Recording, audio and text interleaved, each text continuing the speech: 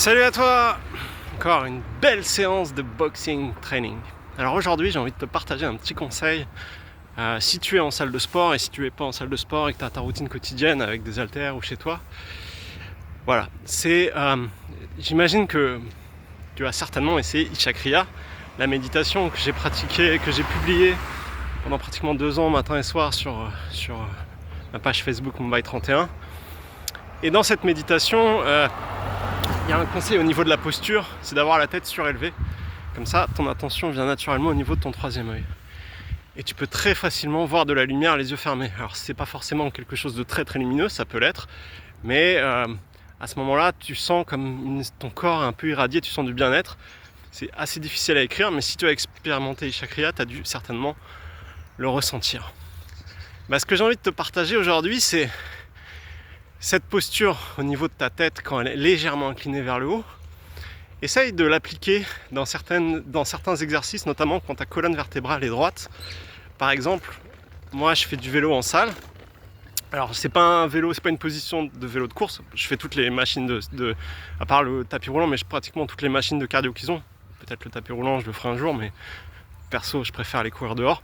Enfin, en tout cas sur le vélo, j'ai la colonne droite. Et à ce moment-là, je dis pas que je le fais tout le temps, mais pratiquement, j'incline ma tête légèrement vers le haut comme ça, et je focalise mon attention sur mon troisième œil. Et à ce moment-là, en général je fais 30 minutes, tes 30 minutes de vélo deviennent une méditation, notamment où tu te focalises sur le troisième œil, et tu sens en fait que ça irradie de la lumière au niveau du corps, ça irradie des bonnes ondes. Voilà. Et tu peux appliquer ça aussi au niveau d'exercices, notamment par exemple si tu fais tu travailles tes biceps, tu es debout avec des haltères, ta colonne est droite. En fait, le truc, c'est qu'au moment où ta colonne est droite, tu peux facilement incliner ta tête un peu plus vers le haut et bien sûr, tu es dans la pleine conscience de ton corps. Ça, c'est comme je dis dans le boxing training, c'est aussi ça le principe, c'est d'être en conscience, ressentir son corps. Et en plus de ça, amène ton attention sur ton troisième œil. Et en inclinant légèrement la tête, tu verras, ça, c'est formidable.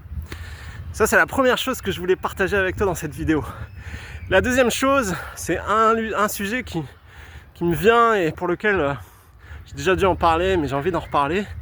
C'est l'identité qu'on a tous et le fait qu'à un certain niveau, cette identité peut nous créer de la souffrance. Je m'explique tout de suite. L'identité que tu as, elle n'est pas liée à ce que tu as.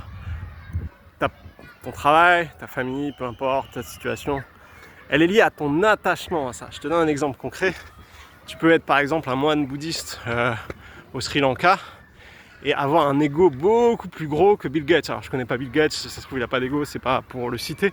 Mais ce que je veux dire, c'est que le truc, c'est que dans le mouvement spirituel, et moi c'était ça au début, il y a cette notion d'ascétique, c'est-à-dire au début, quand tu commences de rentrer dans la spiritualité et ressentir ton corps, naturellement tu veux rejeter tout ce qui est matériel. Tu te dis ça n'a pas de valeur. Et je suis plus ou moins passé par là, vraiment en me disant sauf que le truc, c'est que en fin de compte, le matériel en soi c'est rien, c'est ni bien ni mal, c'est juste du matériel, on en a besoin d'un tour, on a besoin de manger, on a besoin de faire des choses qui nous plaisent, donc en fin de compte on en a besoin.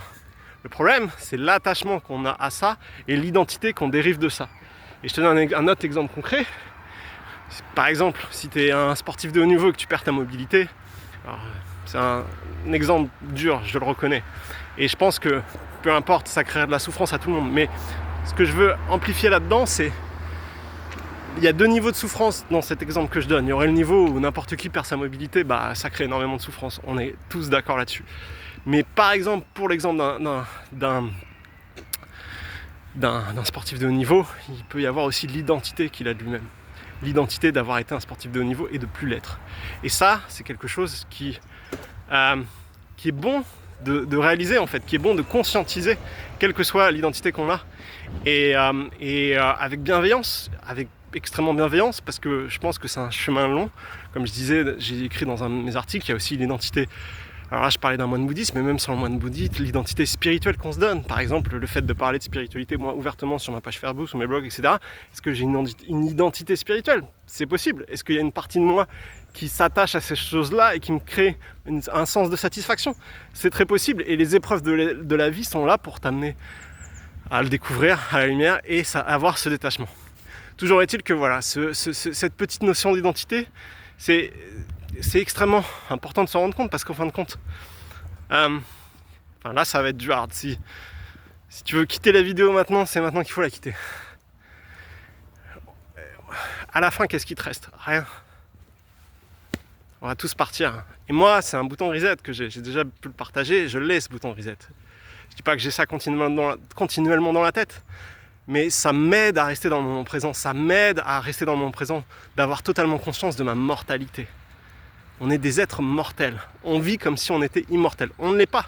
Après, je rentrerai pas dans ce qu'il y a après, comme j'ai pu le mettre sur un autre article. Pour moi, l'aventure continue. Voilà, c'est un ressenti profond que j'ai en moi. C'est même pas une croyance, c'est un ressenti profond. Mais peu importe. Ce que je dis, c'est que ce corps que j'ai, je sais qu'il ne restera pas. Et que demain, il peut arriver quelque chose et boum, c'est fini. Et ça fait peur, mais en même temps, ça fait du bien de le réaliser. Ça fait du bien de le conscientiser, de se dire, yes, c'est vrai, tout peut s'arrêter. Tout peut s'arrêter, boum. Et quand tu arrives à, entre guillemets, dépasser cette peur, ou en tout cas la conscientiser et l'accepter, et en même temps, pour moi, aujourd'hui, c'est presque une joie de réaliser ça. Parce qu'en fin de compte, quand tu t'attaches trop à tes conditions, tu as peur de les perdre. Tu es dans la souffrance perpétuelle. Je sais que Ramdas parlait souvent, c'est un enseignant spirituel des années 70, 80, 90 même, même plus longtemps, mais après il y a eu un accident, mais aux États-Unis, et il fréquentait beaucoup de millionnaires, même milliardaires. Et ils étaient misérables. Des gens qui ont tout. Des gens qui ont absolument tout et ils sont misérables. Alors, moi, personnellement, si demain, j'ai la possibilité de faire exactement, d'être dans l'abondance que je souhaite et faire tout ce que je souhaite, je suis hyper heureux et je travaille dans cette direction. Mais clairement, un autre le disait, c'était Tony Robbins. L'argent amplifie tes qualités. Pas qualité en sens de bonne, mais qualité en sens de quelles sont tes qualités principales. Par exemple, si tu es quelqu'un de radin, tu deviens très riche, tu seras très radin. Si tu es quelqu'un de méchant, tu deviens très riche, tu seras très méchant. Alors c'était la vision de Tony Robbins, c'est un coach américain, et personnellement je sais pas, mais ça me semble logique, ça amplifie en fait ta manière d'être. Donc voilà, donc tout ça pour dire que peu importe là où t'en es, essaie de conscientiser toutes tes conditions de vie. Essaye juste de te dire que c'est un des enseignements du Bouddha, elles sont complètement impermanentes, mais sans créer une insécurité. La sécurité, elle vient d'autre chose. La sécurité, elle vient de cette connexion. La sécurité, elle vient de la méditation. La sécurité, elle vient du bien-être que tu as. Et ce bien-être, ensuite, t'aide à créer, t'aide à faire des choses, t'aide à être dans la joie, dans tout ce que tu fais. Et même les relations. Le but d'une relation, souvent dans les relations, ça peut être un petit peu pour combler un manque, pour pas être seul. Et quand tu commences et quand tu te connectes plus à toi, tu transformes les relations pour vivre ta joie avec les autres. Être beaucoup plus dans la joie et pas dans le besoin. Voilà. Bon, il y a eu beaucoup de choses dans cette vidéo. J'espère que je t'ai pas fait peur avec la mortalité. On le sait tous et c'est bon des fois de se le rappeler.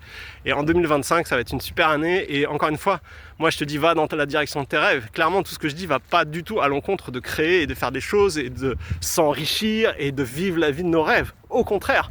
Mais en le conscientisant, ça peut faire sauter des blocages. Allez, à bientôt pour une prochaine vidéo. Ciao!